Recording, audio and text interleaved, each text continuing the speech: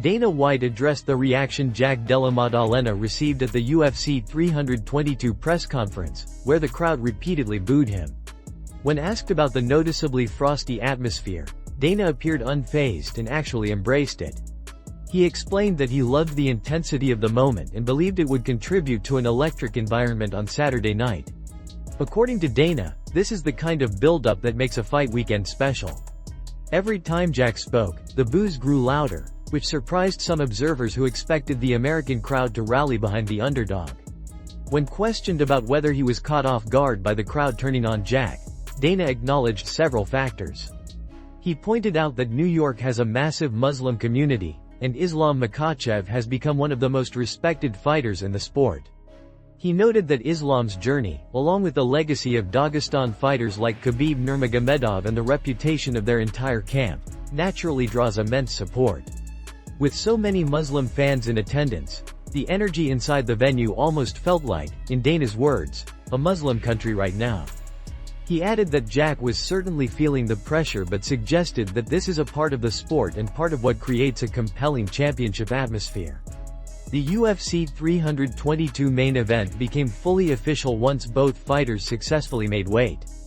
Jack Della Maddalena initially appeared slightly over the limit, only by 0.4 pounds, but the issue was quickly resolved after he switched shorts and stepped back onto the scale, coming in at 169.8 pounds. It was a clear sign of just how intense and fine-tuned the final hours of weight cutting can be.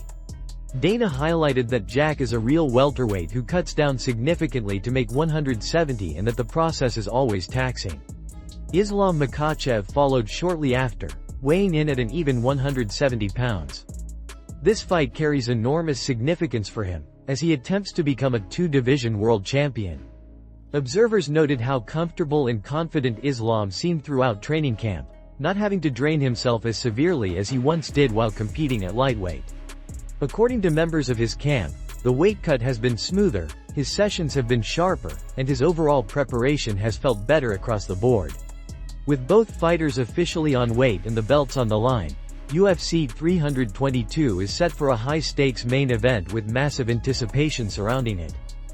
The UFC 322 main event became official after both Jack Della Maddalena and Islam Makhachev successfully made weight, confirming that the welterweight title fight will proceed as scheduled.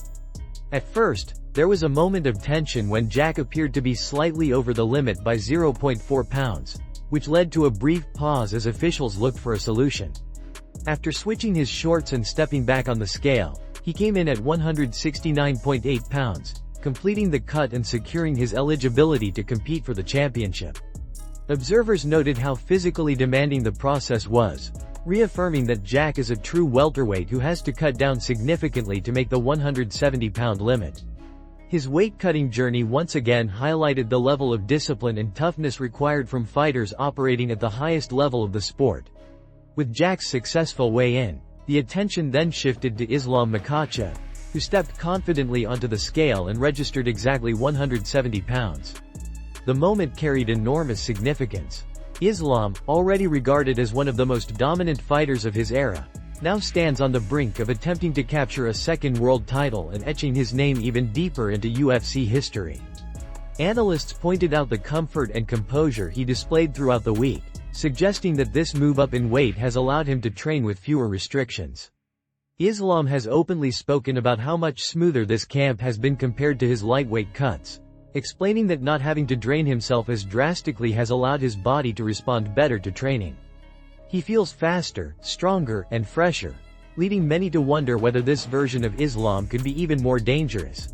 The atmosphere around the official weigh-ins reflected the anticipation surrounding the fight.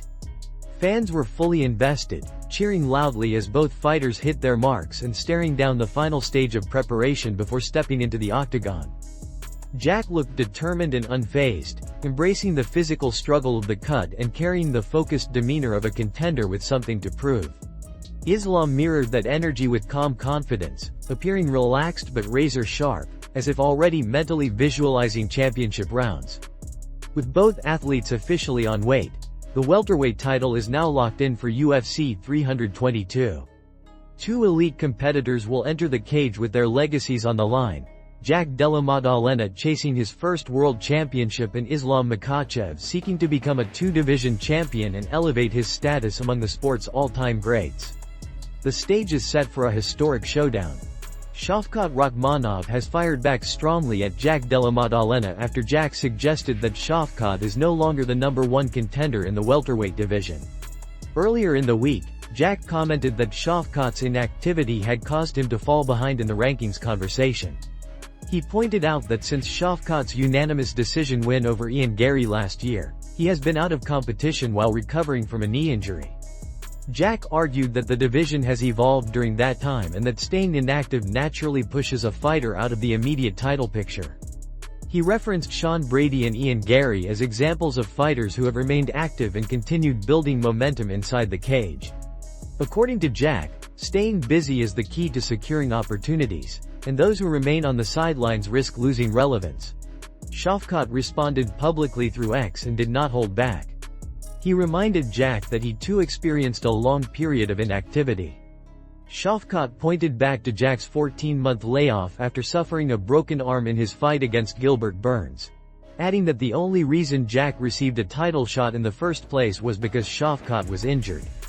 His message carried a tone of irritation, as if to stress the double standard in Jack's comments. The post suggested that Jack appeared to forget his own extended absence from competition when criticizing Shavkat for the same situation. The statement ended with a face palm emoji, signaling Shavkat's disbelief and frustration at what he considers selective memory from Jack. The exchange quickly drew attention across social media and the MMA community, sparking debate about who truly deserves the next shot at the welterweight title.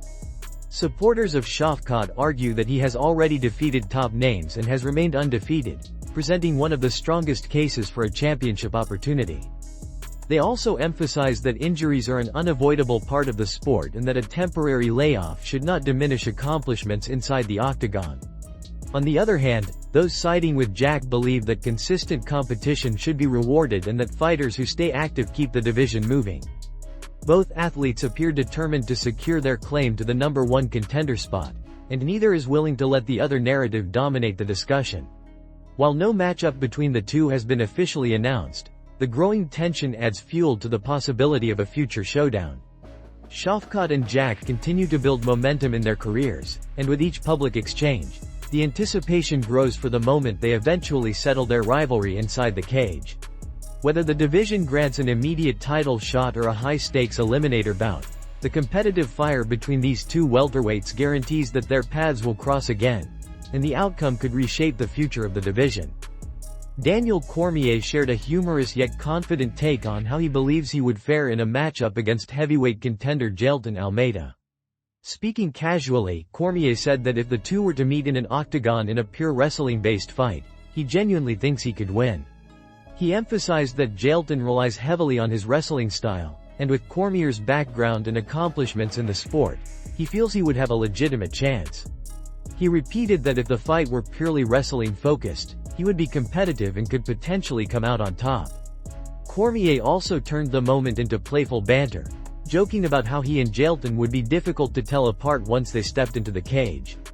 He laughed as he pointed out that they would look the same in terms of body type and physique, both consistently going for takedowns and turning the match into a grappling heavy contest.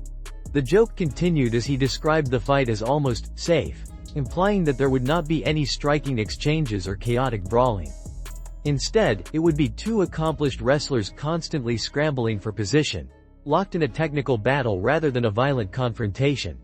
He continued the lighthearted tone by imagining himself fighting Jailton and then immediately switching roles to call the next fight afterward, as if the wrestling match would be simple and low risk. He made it sound like he could handle the competition without needing recovery time, as though it would be more like a sparring session than a full-on heavyweight war. Despite the comedic tone, the underlying message reflected Cormier's pride in his wrestling pedigree and the foundation that built his championship career. Cormier's comments highlight both his confidence and his personality, competitive, witty, and comfortable poking fun at himself while still reminding people of the skills that made him a two-division UFC champion. While he is retired and not entertaining an actual return to fighting, the conversation shows that the competitive fire is still there. Although the modern heavyweight landscape has evolved, Cormier believes that his elite wrestling remains world-class and would still pose problems for fighters like Jailton Almeida, whose success largely depends on grappling dominance. Even in a joking setting, the statement sent a clear message. Daniel Cormier still sees himself as one of the most technically gifted wrestlers to ever compete in mixed martial arts, and even today, he believes he could step into the octagon with a top contender and hold his own.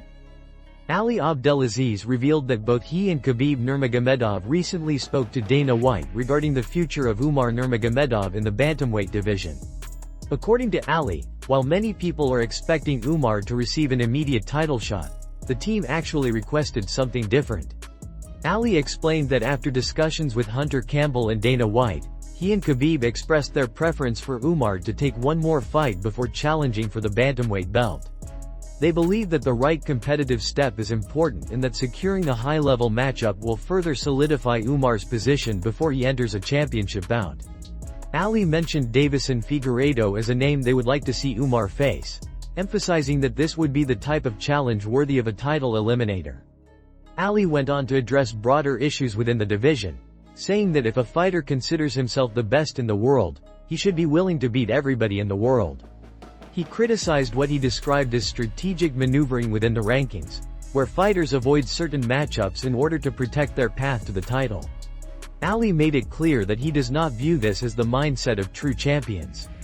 He pointed out that some fighters claim to be injured or unavailable when the toughest matchups are offered, creating delays rather than competition. For Ali, this approach does not align with championship mentality. He stated that Umar is the true #1 contender and that any fighter ranked behind him should be eager to step into the cage and try to beat him if they believe they deserve a title opportunity. Ali argued that no one in the top of the division should be protected or selective. If they truly think they are elite, they should have no hesitation in fighting Umar. However, Ali made it clear that he does not believe any of those contenders can defeat Umar. In his view, Umar represents the highest level in the division, and beating him would prove beyond doubt that a fighter deserves the title shot. Ali concluded by reaffirming that this stance is not about avoiding the title opportunity but about showing the world that Umar is undeniably the next champion. From his perspective, one more decisive win will erase any debate, eliminate excuses from rivals, and create a championship storyline that no one can deny. The message from Ali and Khabib is that Umar will fight anyone, anytime, and they believe the bantamweight division will soon see that there are levels to the game, and Umar is operating at the very top of it.